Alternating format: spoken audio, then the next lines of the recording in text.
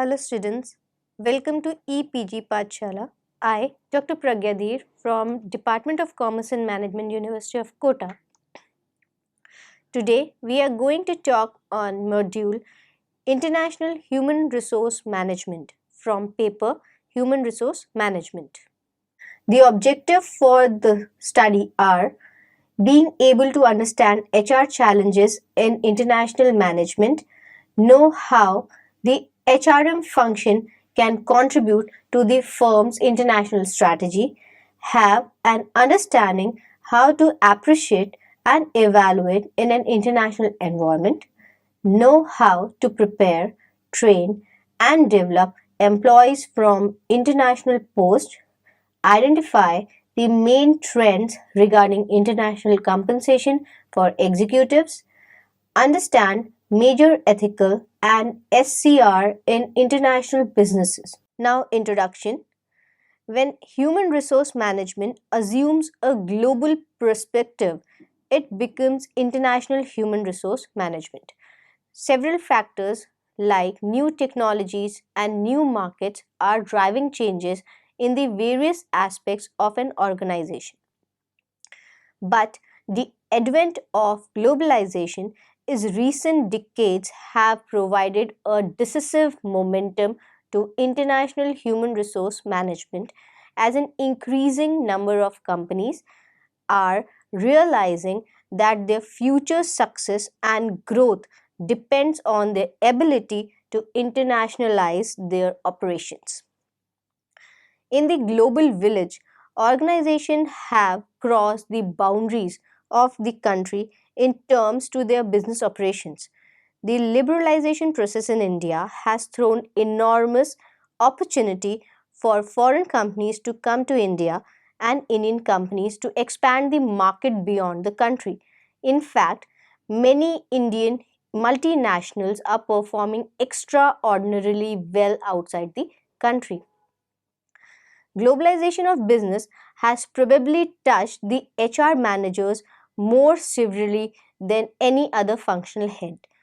The HR executive needs to give international orientation to whatever he or she does employ hiring, training and development, performance review, remuneration, motivation, welfare or industrial relations.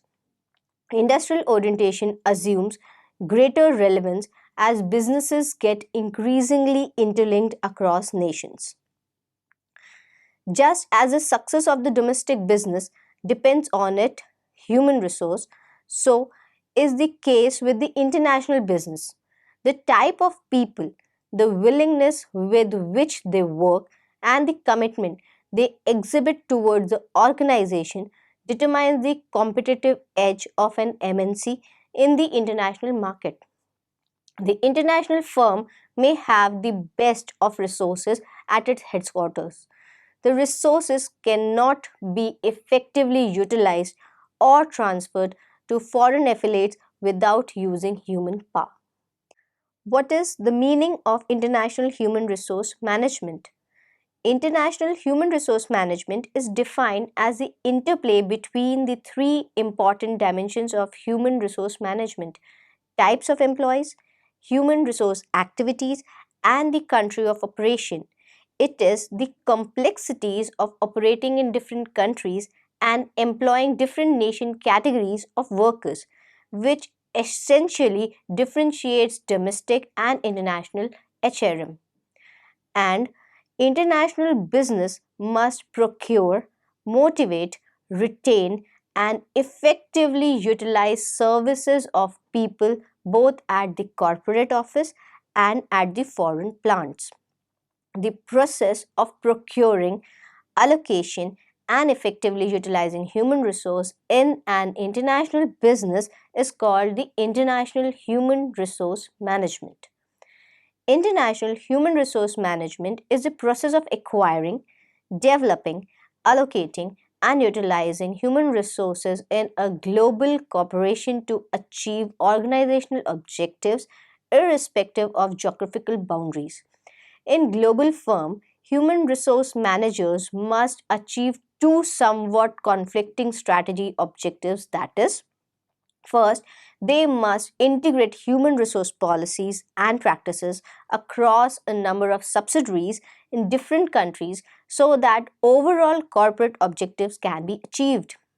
Second, the approach to HRM must be sufficiently flexible to take care of significant differences in business conditions and culture. What are the definitions which defines international human resource management? According to P.V. Morgan, international human resource management is the interplay among three dimensions: human resource activities, types of employees, and the countries of operation. According to Nancy Wong, international human resource management involves carrying out on a worldwide basis activities like candidate recruitment and selection, assignment terms and documentation, reallocation, processing and vendor management, immigration processing, cultural and language orientation and training, compensation, administration, and payroll processing, tax administration, career planning, and development and handling of spouse and dependent matters. According to Michael Armstrong, international human resource management is the process of employing and developing people in international organizations which operates globally. It means working across national boundaries to formulate and implement resourcing, development, career management, and remuneration strategies, policies, and practices applicable to international workforce. Let us now discuss about the features of international human resource management. First, it employment of right people at the right position. Second, it requires the development of a long-term HR plan. It requires the development of a diversified range of skills for employees. It necessitates the determination of compensation for host, home, and third country nations on the basis of country specific factors. It requires the creation of centralized reporting relationship around the world for faster information sharing. It requires the introduction of formal and informal methods. It requires the development of a well organized evaluation system. It understands the cultural dimension of host nations that influence the HR operations, and it is essential to maintain good communication. Reasons for growth of international human resource management. Factors that have contributed to the growth of international human resource management are: first, the advent of globalization has increased the growth of multinational companies and international business operations, which has contributed to the global mobility of human resource. Second, a growing shortage of human resource with the international exposure and experience affects the company's global preparedness in human resource management. This has forced the international companies to assign a larger role for global human resource management activities in their organization. Third, in a significant number of cases, the success of international operation of companies are determined by the performance of the expatriate and other employees working in the foreign country. This has made the organization attach a greater significance of international human resource management activities. Fourth, since the failure of international operations often proves costly to the organizations, companies take additional precautionary measures in training and compensating human resources. This necessitates the establishment of a full-fledged international HR department. And last, differences in the people, process, tax computation, organizational structure, and culture of different nations forces the companies to undertake several complex HR activities like tax planning, orientation, training, and compensation fixation. Need or characteristics for international human resource management. There are factors which differentiate between domestic and domestic HRM and IHRM, that are: first, the need for the broader perspective. HR managers working in a domestic environment generally function in a single government scenario, making the employees of only the host country. In multinational platform, the HR managers have to take a broader view of different international issues. Second, it is more involvement in employees' personal lives. In this, high degree of personal involvement in the employee's personal life is necessary for selection, training, placement, and effective management of both parent country nation and third country nation employees. Third, emphasis changes as the workplace mix of the expatriates and local variates. An international operation of company gains experience, the emphasis is put on the various human resource activities changes. The next is risk exposure. The consequences of failure in international operation are more severe than the domestic business.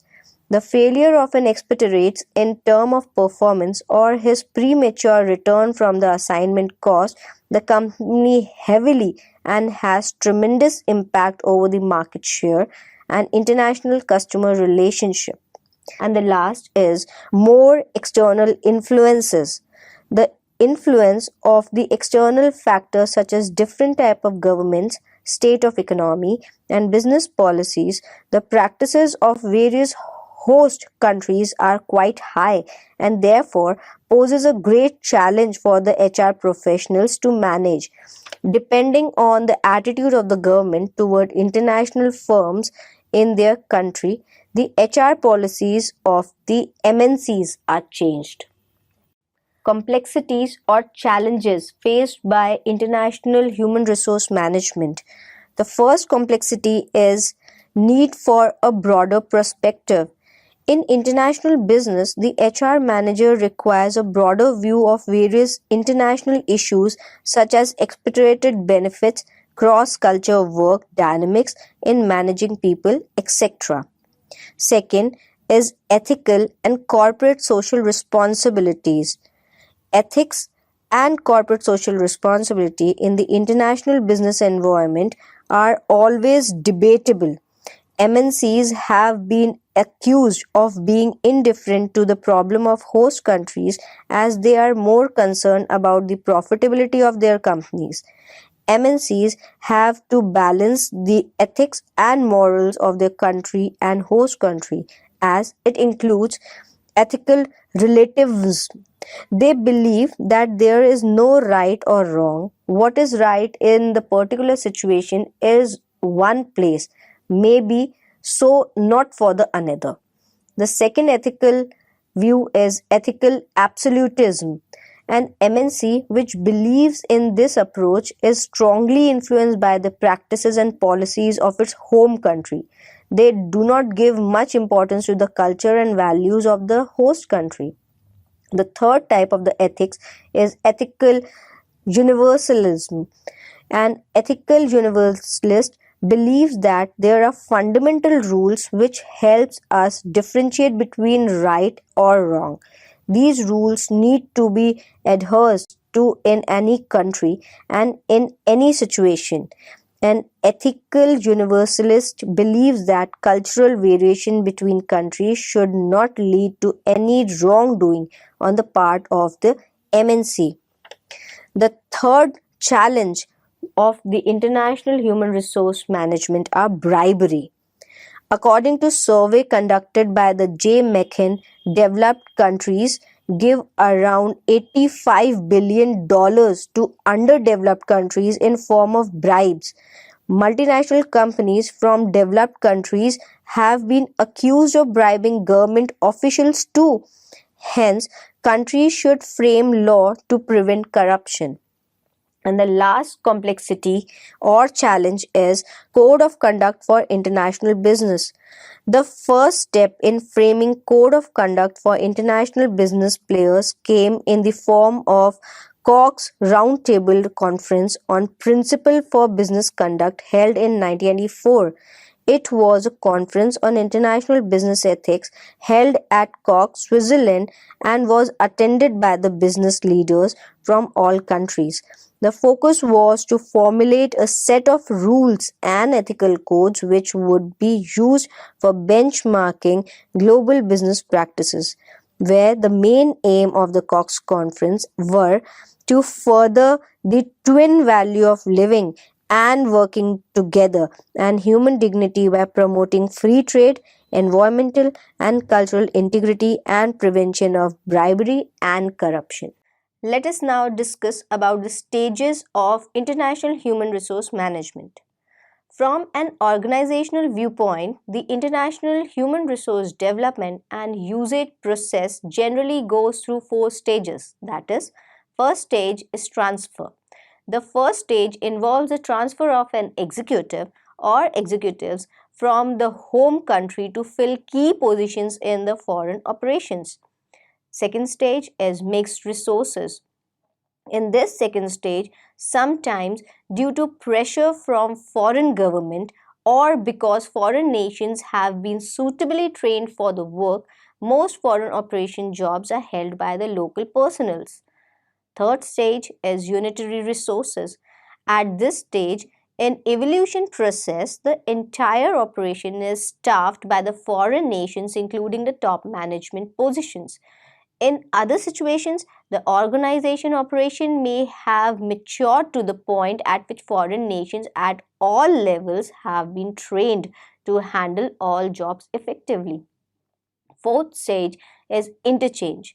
In this final stage, there is a recognition that a manager's skill and competence rather than his or her passport should be the basis of advancements, privileges, and rewards.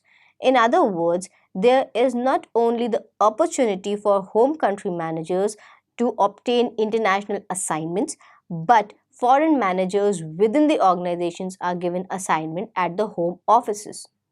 Model of International Human Resource Management. Morgan has represented a model to highlight the broad function of international human resource management. This model consists of the following 3 dimensions. First is human resource activity, which includes procurement, allocation, and utilization. Second is country of operation, the host country where a subsidiary may be located, the home country in which the firm's headquarters are located, and the third country in which maybe the source of labor and finance, etc., are located. The third is the type of employees of an international firm, which includes host country nations, parent country nations, and third country nations. Thus, international human resource management is the interplay between 3 dimensions, namely human resource activities, the country of operations, and the type of employees. International human resource management differ from domestic human resource management due to the complexities of operating in different countries and employing workers belonging to different nations. Functions of international human resource management. There are 5 types of functions in the international human resource management, namely international recruitment, international selection, international performance management, international compensation, and international repatriation. International recruitment.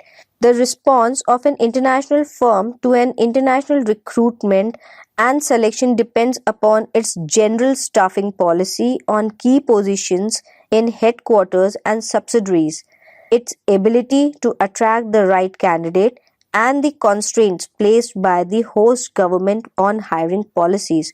Thus, there are 4 major approaches to multinational recruitment decisions, that is, ethnocentric approach, polycentric approach, geocentric approach, and regiocentric approach.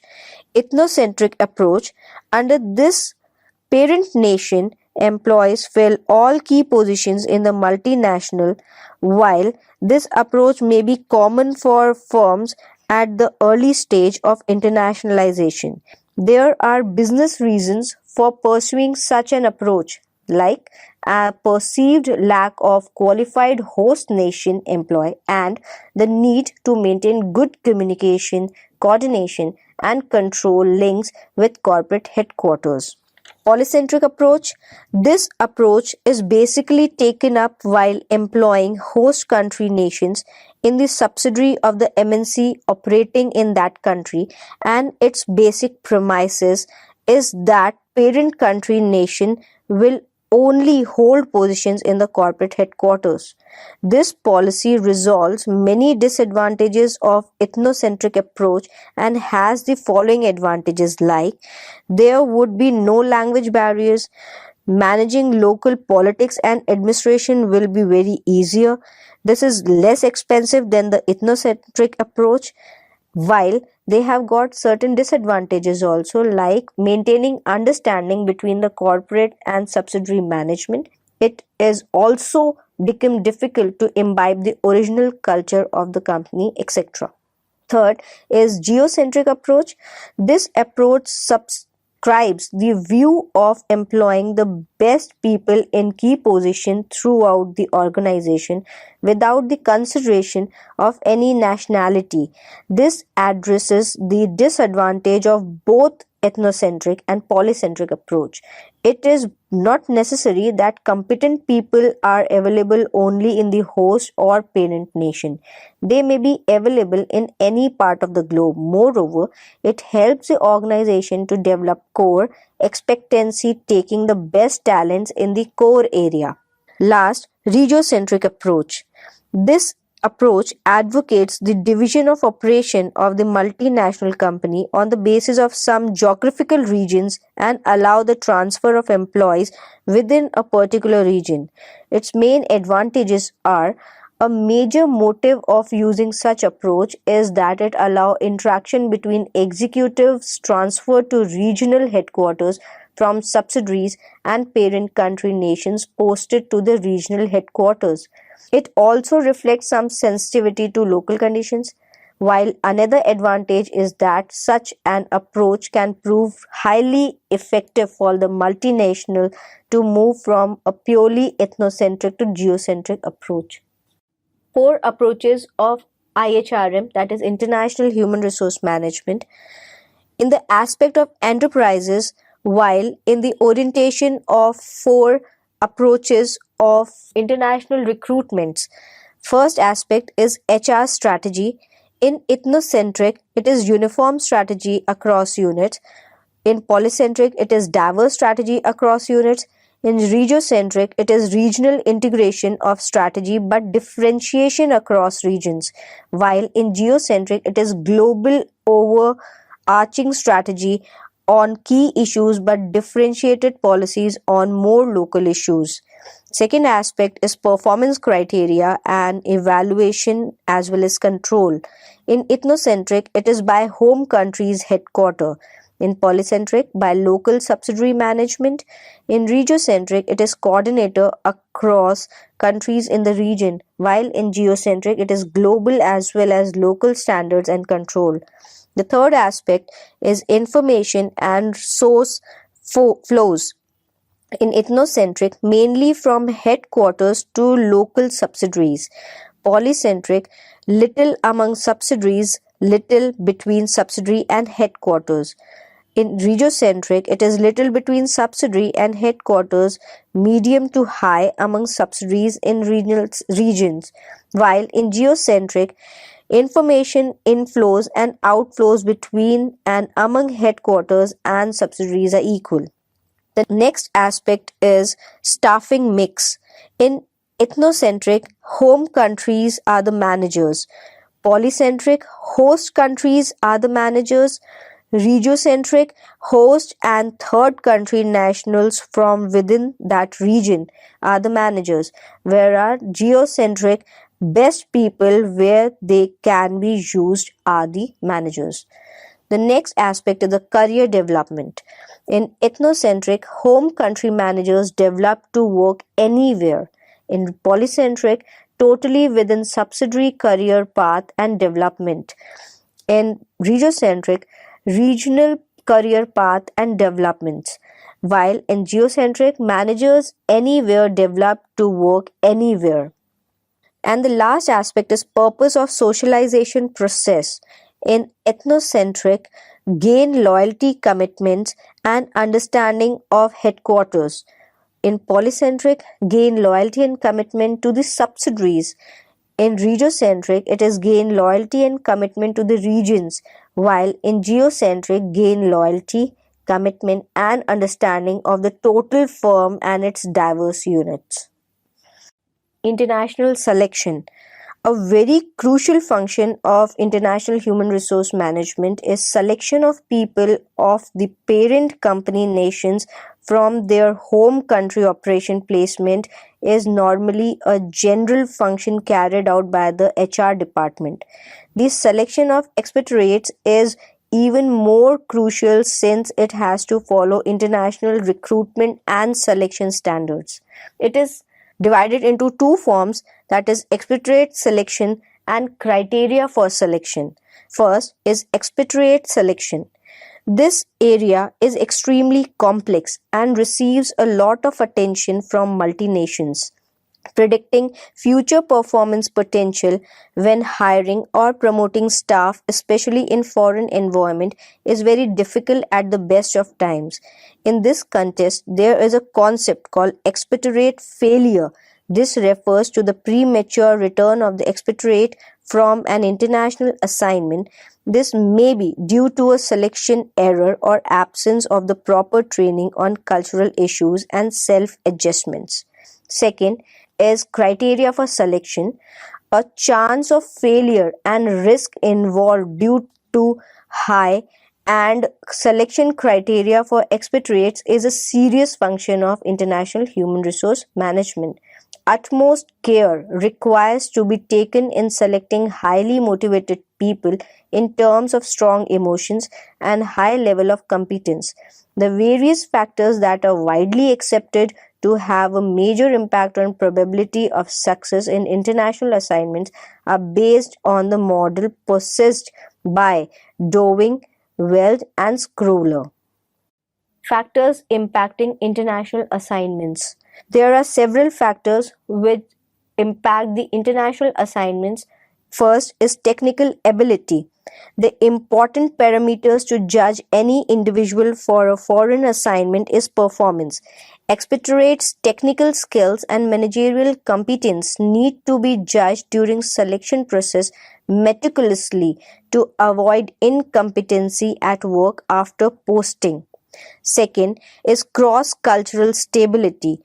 Competency is not the sole criteria for success. An individual is able to perform well only when he gets acclimatized in the new environment, which might be in the opposite role of the cultural continuum.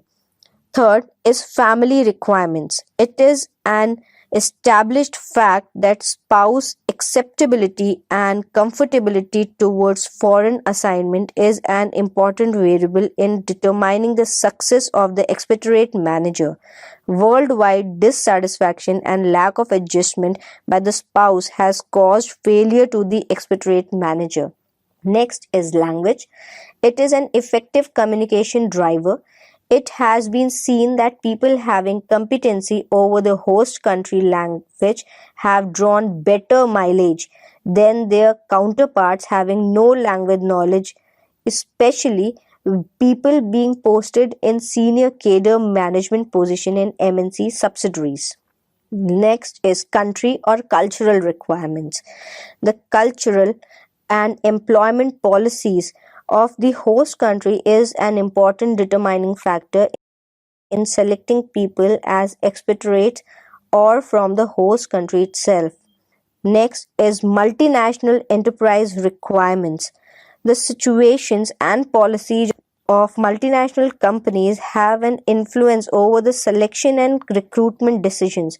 The company may have certain policies of recruiting certain percentage of people from home country and expatriate according to their corporate philosophy. international performance management. One of the most challenging aspects of a firm operating in an international environment is managing the performance of its various international facilities. Monitoring performance and ensuring conformance to agreed standard are important elements of international human resource management. Various constraints that affect goal attainments are: first, whole as against part. A multinational company operates in different countries through its subsidiaries which function in a multinational cultural environment. As a result, the integration and control imperative often pass it in a position where it may decide that good of the whole is more important than one subsidiary's short-term profit.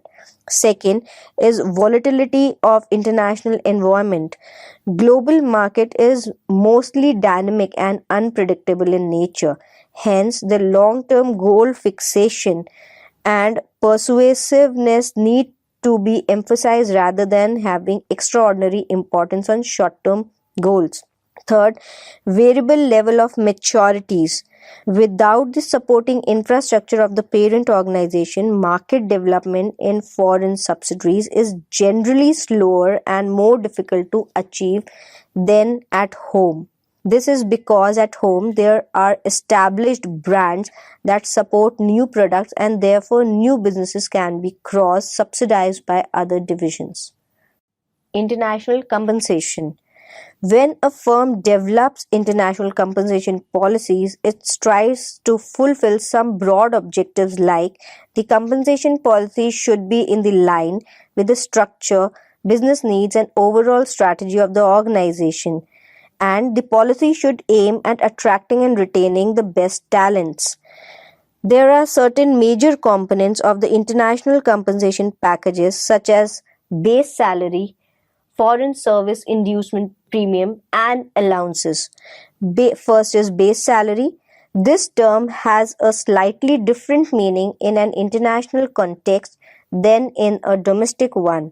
In the latter case, it denotes the amount of cash compensation that serves as a benchmark for other compensation elements like bonus, social benefits, etc. Second is foreign service inducement premium. This is an component of the total compensation package given to the employees to encourage them to take up foreign assignments. This is with the aim to compensate them for the possible hardship they may face while being overseas. And the last is allowances. One of the most common kind of allowance internationally is the cost of living allowance. It is typically involves a payment of compensation for the difference in the cost of living between the two countries, resulting in an eventual difference in the expenditure made. Approaches to international compensation. There are two main options in the area of international compensation. First is market rate approach. Under this, the base salary is linked to the structure in the host country. The multinational obtains information from local compensation survey and decides whether local employees expatriates of different nationalities will be the points of reference for benchmarking the compensation. Second is balance sheet approach. This approach tries to maintain relativity to parent country employees colleagues and compensating for the cost of an international assignment. The key assumption of this is that employees going for foreign assignments should not suffer any kind of tangible loss due to working in a new environment. This approach has four main categories of expenditure incurred by expatriates are goods and services, housing, income tax, and reserves. International repatriations. Though the people face difficulty in acclimatization and developing adjustments with the new culture of the new country, still they do not feel comfortable in quitting jobs and going back to the home country by accepting the failures. This happening creates more psychological frustration than continuing in the new environment. This phase is always treated as the final stage of expectoration process, and this is known as repetition process. It includes four related phases. First is preparation. It involves developing plans for future and gathering information about the new position. The organization may provide a checklist to the employees for all the steps to be followed before his return to his own home country. Second is physical reallocation. This stage involves shifting the personal belongings, traveling to the next posting, which usually is to its own home country. Third is transition. In this stage, the person starts the process of settling down in the new setting. This involves in settlement of new house, education of the children, social adjustments with the new friends and colleagues. Fourth is readjustments.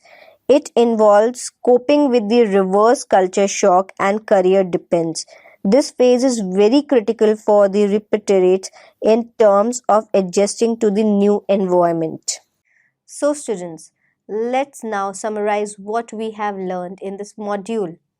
International Human Resource Management is a tool or method of human resource management in an international environment. The relationship between international strategic objective, organizational performance, and human behavior should enable employees to better motivate and understand the international human resource management phenomena, as well as to diagnose and analyze complex behavior in a different cultural setting. Thank you.